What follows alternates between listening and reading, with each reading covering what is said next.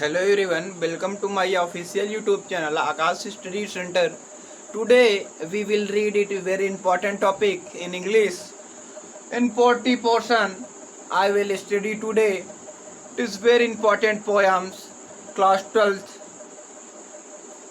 On his blindness, written by very well-known Hagley genius and a wise and social reformer, written by John Milton. I will study today. In this poem, the poet describes he is blind in his half age, so he was very sad, and he describes in this poem that he does not serve the God because he was blind. I will discuss today. It is very important topics on his blindness. Today will be read. I will start it.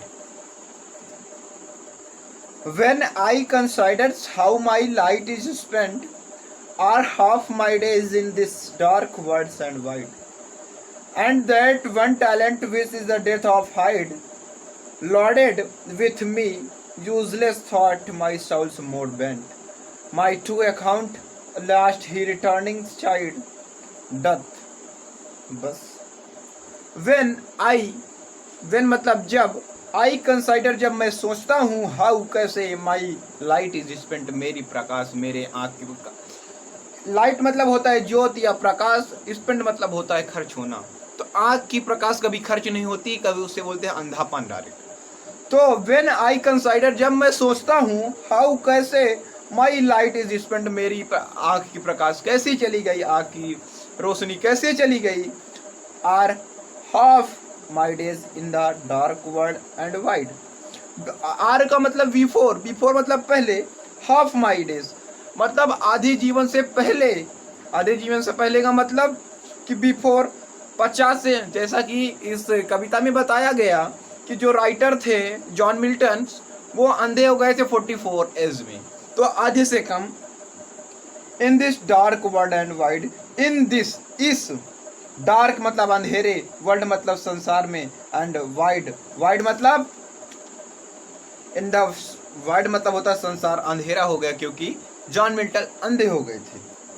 And lodged with me useless thought my souls more bent, and sorry and talent one, and that one talent which is the death of height, and और that की one talent एक गुण which is death of height, वो हमारे मृत्यु के समान हो चुका है. कौन सा गुण?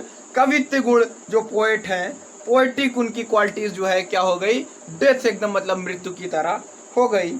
Lauded with me useless thought my souls more then, मेरी आत्मा. लॉर्डेड मतलब होता है पड़ी होना, विथ मतलब मेरे साथ, मतलब विथ मतलब साथ, मी मतलब मेरे, यूजलेस मतलब बेकार, थॉट माई सोल मतलब आत्मा, और बेंट मतलब व्याकुल.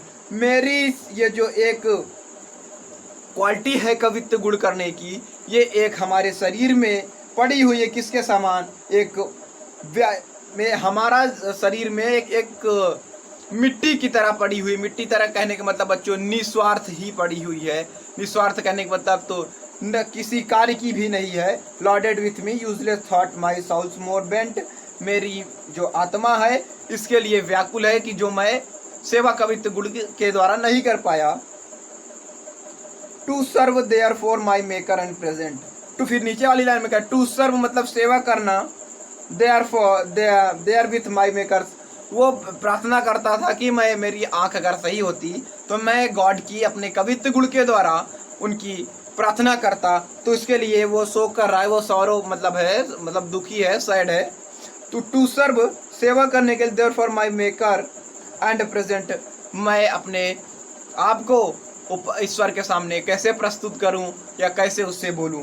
तो ये अगले लाइन में बोल रहा है माई ट्रू अकाउंट, मेरा सही अकाउंट मतलब लोका जोखा, लिस्ट ही रिटर्निंग चाइल्ड.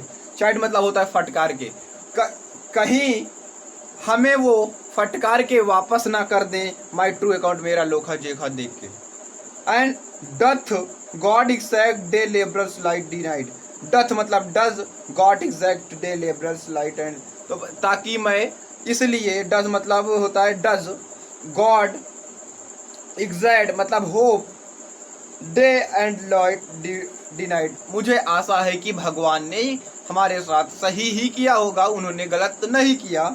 आई फॉन्डली आस्क, मैंने अपने मूर्खतापूर्ण क्वेश्चन किया जो, but patience to prevent, patience मतलब होता है धैर्य और प्रिवेंट मतलब होता है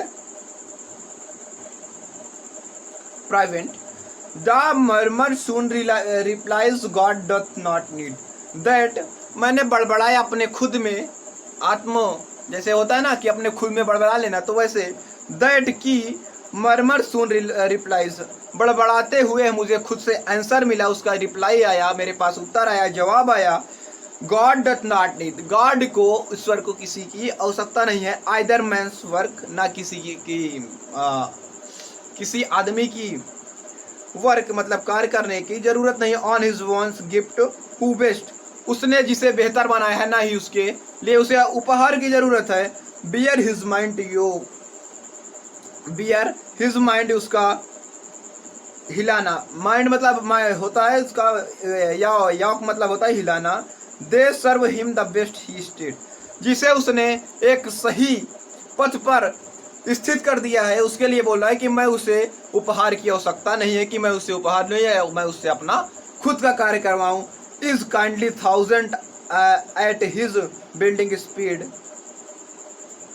इज काइंडली, काइंडली मतलब होता है बच्चों, और लैंड मतलब 1000 and his is building speed, उसके पास हजारों कार्य करने वाले लोग उपस्थित रहते हैं। And post o'er lands or occasions without rest, तो 1000 जो है ये दूत होते हैं एंजल, तो एंड पोस्ट एंड लैंड और द, और बता रहे हैं कि जो कवि हैं जॉन मिल्टन, कि भगवान को किसी प्रकार की मनुष्य की आवश्यकता नहीं होती, क्योंकि उनके पास हजारों देवदूत हमेशा कार्य करने के लिए समुद्र और आकाश में तत्पर होते हैं। दे आल्सो, दे मतलब वे, आल्सो मतलब भी, सर्व मतलब सेवा करना, who only stand and wait, उनके राज दरबार पर खड़े होकर उनकी आज्ञा की प्रतिज्ञा करते हैं कि हमें कौन सा कार्य मिले जो हम अपने ईश्वर के लिए कार्य कर सकें।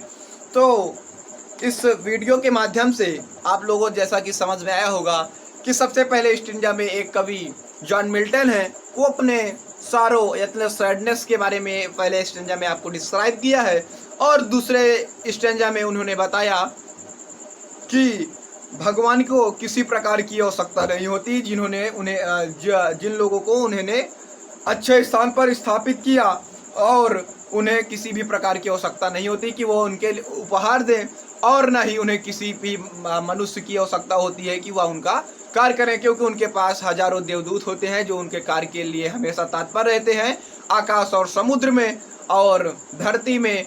और कहने का, और अगले लाइन में पोएट जैसा कि बोला कि उनके पास इतने देवदूत होते हैं कि वो उनके दरबार पे खड़े होकर उनकी आज्ञा का प्रतीक्षा करते रहते हैं। तो इस ब्लाइंडनेस आप लोगों को क्लियर हो गया होगा। तो मिलते हैं बच्चों अगले वीडियो में, तब तक के लिए धन्यवाद। जय हिंद, जय भारत।